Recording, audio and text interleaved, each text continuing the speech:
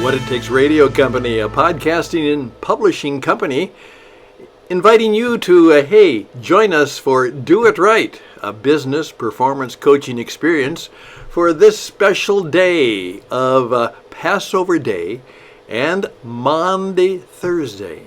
They come together, and together they teach us something vital for life and business, starting right over today. Greetings once again, my friends. This is Stan, and it is Passover Day. That's right. Just yesterday, I talked about the hidden days of Holy Week, which, of course, were after Palm Sunday, Monday, Tuesday, and Wednesday. The days that the Christian calendar doesn't really celebrate to any extent. Yet at the same time, those were three very, very important days, which led to this day, which is kind of the celebration day, or the commemoration day, or the festival day, or however you want to frame it at this particular time. But it is also not only Maundy Thursday, when the Last Supper is commemorated, and what began as the betrayal of Jesus took place, and the trial began, or the torture began, leading to the trial. It's a day where we are in black. The scene is turning black. It is turning bad, and so we dress in black. We maybe commemorate with a little red that says that there is hope in all of that. But I wanted to just do something that could perhaps be helpful to me and maybe helpful to you. One of the tough things, and yet one of the good things about the work I do, is that once it's recorded, as I tell people, it's kind of a touch of immortality, because there are things that I did 25, 30 years ago which are still around. And the videos and the radio programs and the publications that I did, because that was the work I did, they're still around and hanging around. And just recently, somebody sent me something that I did about 4 or 5 years ago, just as we were coming out of the COVID situation. And he said, this was really good, Stan. I remember when you did this, and I found it, and I'm going to send it back to you and ask you, would you have anything different to say about it? And so I looked and I said, oh yeah, I remember that now. Well, let me just tell you what I have, and perhaps maybe even that it's relative even now. Got my granny greeting glasses on, because sometimes I don't do real well unless I have the special reading glasses. I had done up things called the real pro skills we need, the things that we need to do to make things happen. And as I looked at it, and I said, well, here we are at an Easter time, when many people actually use the Easter and Passover times as kind of a way to start over again, get back to it. Get back to the full art of living well and living better. We do it obviously at the New Year's celebrations, but now we're 3 or 4 months, and that kind of has faded. So some of us, okay, now we'll give it another shot. We'll try and be a little more focused. Well, here's what I said 4 or 5 years ago, and if I can just kind of share it with you and see if it has any relevance today.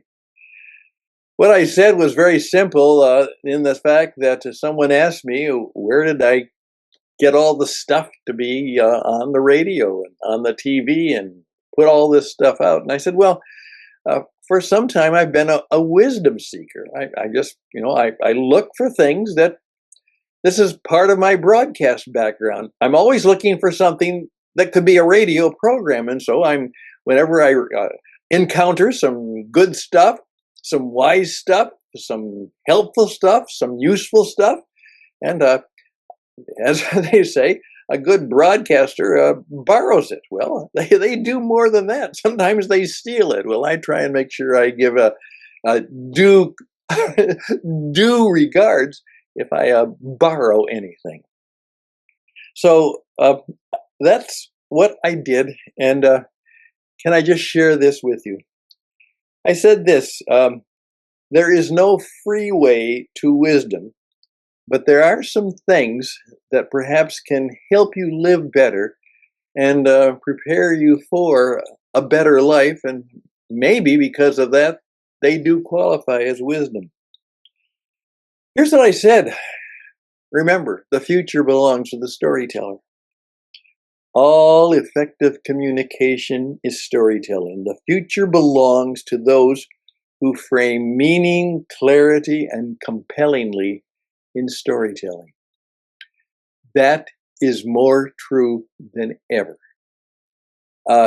Storytelling is a secret that you cannot keep to yourself if you're good at it. And if you don't know how to do it, you're going to have to learn how to do it. That's how the performance economy in this world works. I also said design. I always like design. I love to see things that are well designed, that you can, a simplicity but an elegance to them. And I have friends who, that's what they do, and they do it well. You know, they can take ordinary things and just make them have a sense of extraordinary in how they put things together, whether it's a writing or an artwork or anything. A sense of design, good design. Design is not decoration. It's an experience. And you know what? It builds trust even before a word is spoken.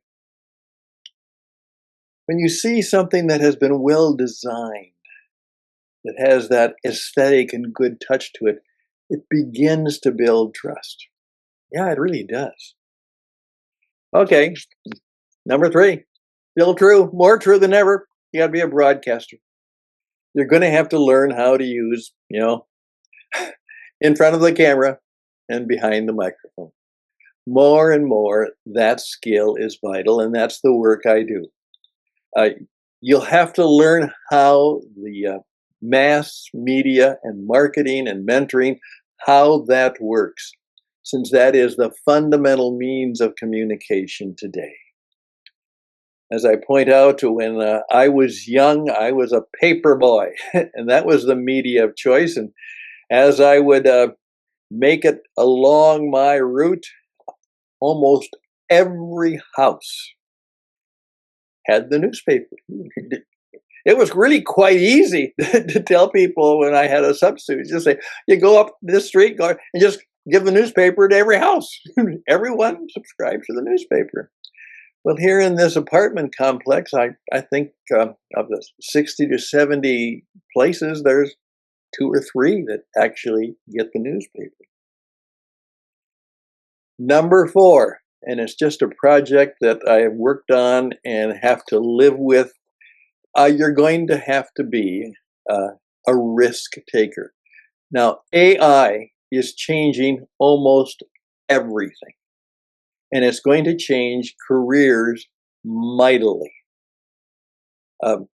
Someone once asked and said, do you think there is a career that will survive or a good job that will survive AI? And I said, well, I can think of one. Please pardon me on this, but this is this is prophetically true. I said, I've always admired and always am glad when I need a plumber that a plumber shows up. And what they do is they bring water in and they help get poop out. And everybody needs water and everybody poops. And so if you're a plumber, you probably have at least a medium of job security. You're going to be needed.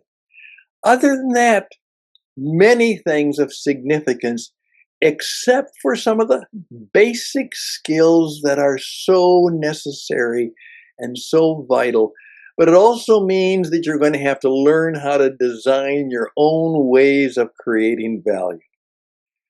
You're going to have to think like an entrepreneur, maybe even become like an entrepreneur. There is one gentleman now who essentially said that every school should teach, and it might be a treat, entrepreneurialism, because everything else you don't know, but you need to know how to start your own business, how to market and sell yourself, and be able to do something that you can do that other people will find useful. And we ought to be teaching that. The churches, the places of worship, all of the organizations, institutions should be teaching young men and women how to be entrepreneurs. Well, of course, I believe in that. Take a risk. Learn how to take a risk. You cannot play it safe much longer all the time. You have to know how risk-taking can be done, and not done foolishly or recklessly, but take a risk. As someone said, most of us, our mothers said to us as we left for school, said, be careful. And there was one guy who told me that his mother was quite a different one. She said, well, don't worry, be careful, but take a few risks today. Just a few. Try something new. Try something different. It'd be good. Learn how to sleep. That's vital today. You're going to learn how to sleep. Now, if you don't sleep well, get some help. I am grateful that I've learned how to sleep, and I get good sleep, and I do it well, and it's really helpful. So learn how to sleep well. Prayer. Speaking, listening, and being still. Now, I'm not religious. Well, okay. But that's too bad, because ritual and rigor, those are good things to have. And the whole idea of being connected to a sense of transcendence, knowing how to ask and be thankful and grateful, those things which go into what people usually call prayer are going to be even more vital than ever, particularly in challenging and changing times. So perhaps that would be helpful to learn. Learn how to say the right things. Just be always prepared to say right things. Think about that now. What are some of the things that you should just be prepared to say? Learn to say, I'm grateful. I have found that people oftentimes just stop for a moment or two whenever I say to them, thank you. I'm grateful for that. Thank you. I'm grateful. Oh, yeah. Okay. Say thank you all the time, 100 times a day. Say thank you. I cannot believe how many people never say thank you. We have a real deficit of what I call old-fashioned gentlemen and gentle ladies. Good manners in how you speak. No, you aren't impressing anybody by using the latest words that express shock or whatever you have. It now is not helpful. Learn to say good things. Learn how to say, can I help you? Or how can I help you? And here's something that is very powerful. Learn to say, I just don't know. I just don't know. What do you think? What do you know? Because I don't know. And more and more that's true. And so let's stop faking it and let's just admit that in many, many cases we don't know. And so there's no sense in having an argument with us or a debate because we've already claimed that we don't know. Deal with it.